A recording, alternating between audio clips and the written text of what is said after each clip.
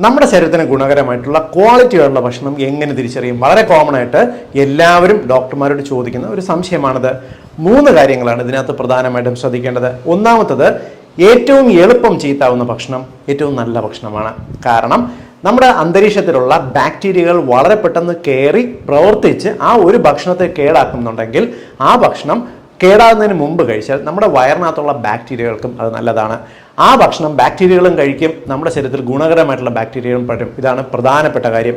രണ്ടാമത്തെ കാര്യം, ഒരു ഭക്ഷണം നാച്ചുറലായിട്ട് കിട്ടുന്നത് കഴിക്കുക. അത് ഒരു ഫാക്ടറിയിലേക്ക് പോയി ഒരു ഭക്ഷണമായിട്ട് പാക്കറ്റിലായി നമ്മുടെ മുന്നിലേക്ക് വന്നാൽ പിന്നെ അത് ഒഴിവാക്കുക. കാരണം അവ പിന്നെ ഭക്ഷണമല്ല, അത് ആ കമ്പനിയുടെ ഒരു പ്രോഡക്റ്റാണ്.